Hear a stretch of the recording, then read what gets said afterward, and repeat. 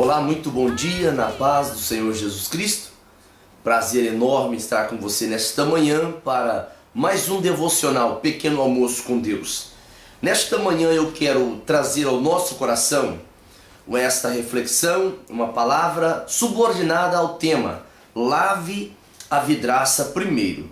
Evangelho que escreve Mateus, quando o Senhor está dando várias diretrizes para as pessoas, estava norteando o servi-lo, estava orientando as pessoas no que se referia a ter uma vida segundo a vontade de Deus, segundo o propósito de Deus.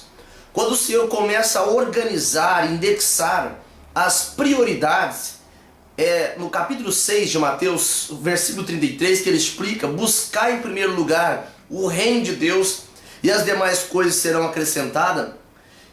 No capítulo 6 e na parte final que ele diz: não devemos ficar inquietos pelo dia de amanhã. É nesse capítulo que ele traz todos os pontos fundamentais da confiança do relacionamento com Deus. Mas no capítulo 7 ele entende que tudo isso que eu estava ensinando, se não tivesse uma base de justiça, de julgamento orientada, estaria sendo estragado. É por isso que ele diz no capítulo 7 de Mateus: não julgueis para que não sejais julgados, pois com o critério com que julgardes, sereis julgados, a mesma medida. E com a medida com que tiverdes medido, vos medirão também. Porque vês tu o argueiro é uma pequena farpa, um pequeno cisco, no olho do teu irmão, porém não reparas na trave que está no teu próprio? Ou como dirás ao teu irmão: deixa-me tirar o argueiro do teu olho, quando tens a trave no teu? Usa uma palavra forte para dar um choque mesmo na mente da gente. Hipócrita, tira primeiro a trave do teu olho, e então verás claramente para tirar o argueiro do olho do teu irmão. Essa palavra hipócrita é uma palavra muito dura, não é nenhum elogio, lógico. É um ator, eu coloco assim, é um ator de boas qualidades, de bom senso, que propaga isso sem possuí-los. Ele finge ter boas qualidades, ele finge ter bons sentimentos, porém não o possui. E a Bíblia explica que o juízo temerário, ele é uma imprudência. Os critérios que a Bíblia ensina são critérios iguais. É por isso que quando nós colocamos este tema, lave a vidraça primeiro, esse tema ele está atrelado a uma ilustração. Uma determinada senhora, ela contemplou da vidraça da sua casa que na casa vizinha havia pessoas novas, haviam novos moradores. E quando ela começa a observar, começa a tentar descobrir quem é aquela nova moradora, aquele novo morador, era um grupo, um casal, melhor dizendo, de recém-casados. Eram pessoas que estavam iniciando uma vida. E aquela dona de casa, nova moradora agora, ela coloca as roupas no varal, já começou o dia na lida feminina da casa, e ela esparrama as roupas no varal, e aquela mulher, tomada de um sentimento de querer aplicar um juízo, ela diz para o marido assim: olha, nossa vizinha, por certo eles não têm dinheiro para comprar sabão, olha que roupas mais encardidas. Aquele homem permanece em silêncio. Passaram-se 3 dias, mais uma vez, aquela mulher faz a mesma observação, dizendo: olha, colocou roupa novamente, por certo, ou ela não tem dinheiro para comprar o sabão, ou ela não sabe lavar as roupas. E isso foi por mês a fio, até que, um dia pela manhã, aquela mulher acorda e, dado ao seu hábito, o péssimo hábito, ela contempla a vizinha e ela agora grita, ela faz um barulho tremendo com o marido, dizendo: olha, meu bem, a nossa vizinha até que enfim aprendeu a lavar roupa. Eu acho que foi a vizinha da esquerda que ensinou ela a lavar roupa. Aquele momento, aquele homem pacientemente diz: não tem problema com a vizinha e nem com a outra vizinha. É que hoje eu levantei mais cedo e eu lavei a vidraça da nossa casa. É por isso que você está vendo tudo branquinho do lado de fora.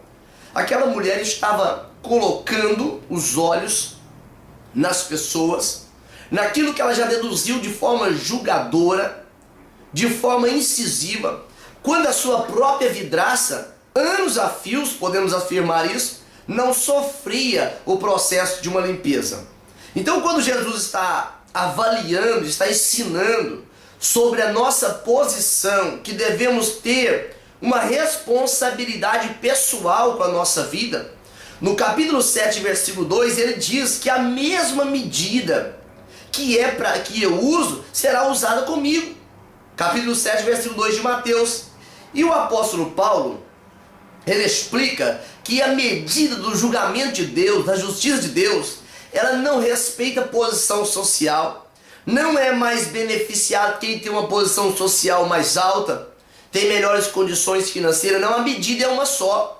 É por isso que quando a pessoa ele vive a autocomiseração, ele começa a fazer um culto à sua pobreza, pensando que isso impressiona Deus. Não impressiona.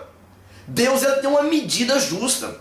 E Paulo explica isso aos Romanos, no capítulo 2, versículo 11, com a seguinte expressão: Deus não faz acepção de pessoas.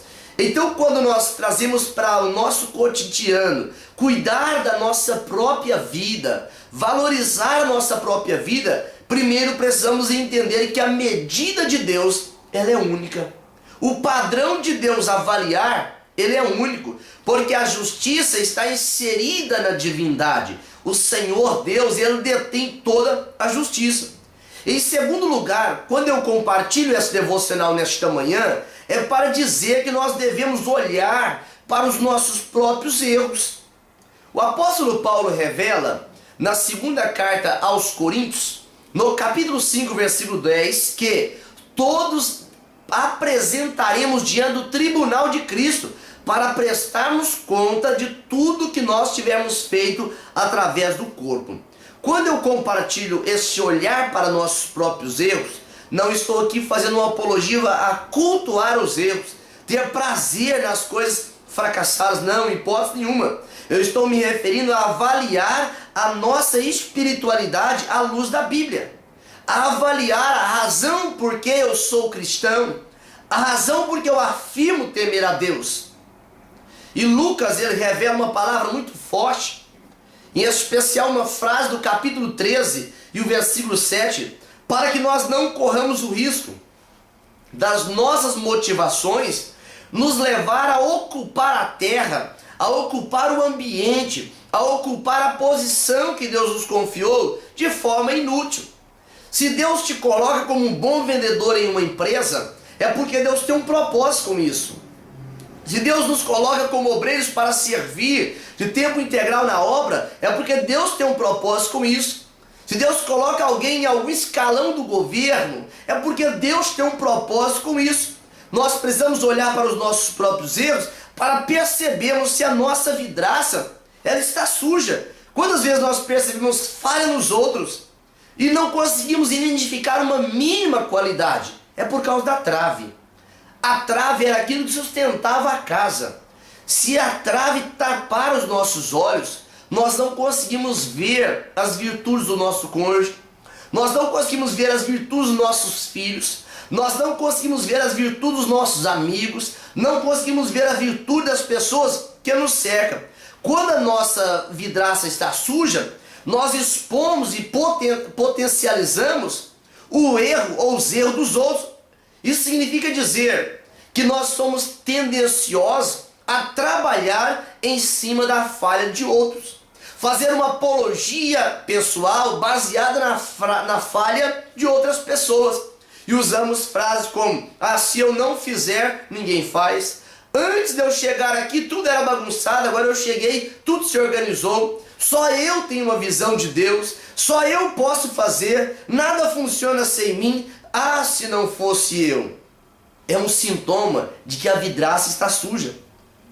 E a Bíblia explica que existe um homem segundo o coração de Deus. Esse homem chamava David. E David, ele era um homem que ele teve uma intimidade com Deus muito forte. Mas chegou um momento que ele começou a observar a vidraça dos outros. E ele viu uma mulher nua se banhando. A sua vidraça foi manchada pela cobiça imediatamente. E ele desejou aquela mulher de forma profunda.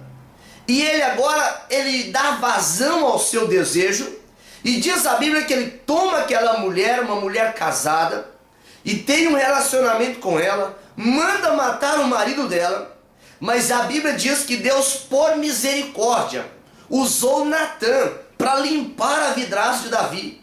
Quando olhamos para o segundo livro do profeta Samuel, no capítulo 12, versículo 9, Natã, ele repreende Davi frontalmente, trazendo uma analogia. Ele fez Davi ditar a sua própria sentença. Davi usou a mesma medida para a sua própria vida, sem imaginar que estava sendo avaliado, que a sua vidraça estava sendo lavada ou estava sendo limpa. Mas o que é glorioso é que quando Deus usa alguém para limpar a nossa vidraça, coloca diante de nós duas decisões ou duas atitudes que precisamos tomar. Se nós colocarmos ainda a culpa nos outros, dizer eu sou vítima do momento, vítima da circunstância, nós não alcançamos misericórdia. Mas a Bíblia explica no segundo livro de Samuel, no capítulo 12, versículo 13, que Davi diz, eu pequei contra Deus. E por que Davi usa essa expressão, quando nós olhamos ainda para o Salmo de número 51, que é o Salmo das confissões deste pecado de Davi, nós entendemos na palavra do Senhor que isso foi tão forte diante de Deus, que fez o próprio Deus anular, vamos chamar assim, cancelar a sentença de Levítico capítulo 20, versículo 10. Davi era réu de morte. Mas por quê? Ele agora reconhece e confessa, mesmo estando vivendo no tempo da lei. A Bíblia diz que Natã diz, o Senhor já perdoou também o seu pecado. Capítulo 12 e o versículo 13 do segundo livro de Samuel. Por isso, nesta manhã, Deus me usa como Natã para compartilhar consigo esta palavra. E hoje tem a decisão, tem a oportunidade de olhar para dentro da sua própria vidraça, para dentro da sua própria casa e começar a contemplar onde falhaste. Porque se conseguir alcançar isso que Davi alcançou, vai ter o mesmo reconhecimento que Davi teve, vai ter a mesma graça que Davi teve, vai ter a mesma unção. Porém, se não tiver, se não posicionar, vai ter o mesmo fracasso que Herodes teve, vai ter o mesmo fracasso que Nabucodonosor teve, vai ter o mesmo fracasso que Mical teve, olhando pela janela. Mical, ela assinou a sua própria esterilidade. Mas nesta manhã, eu acredito que você estará permitindo o Espírito do Senhor lavar a tua vidraça, e vai começar a contemplar as próprias falhas, e vai se apoiar na misericórdia de Deus, porque é para isso que nós ministramos a palavra, para que a palavra trabalhe no nosso homem interior. Oremos. Deus santo e maravilhoso, lave a nossa vidraça cada dia. Não deixe que as manchas da obstinação, Senhor, não permita que as manchas do pecado, do adultério, da iniquidade, não deixe que as manchas da incredulidade manche a nossa janela, mas que nós possamos olhar não para aquele que está do nosso lado, como cobiça, como falhas, não, Deus, mas olhamos para o Senhor, como diz o escritor aos Hebreus, no capítulo 12, versículo 2, que é o autor e consumador da nossa fé. Abençoa-nos nesta manhã, é o que eu peço em nome de Jesus. Que Deus te abençoe e te guarde. Tenha um dia abençoado em nome de Jesus.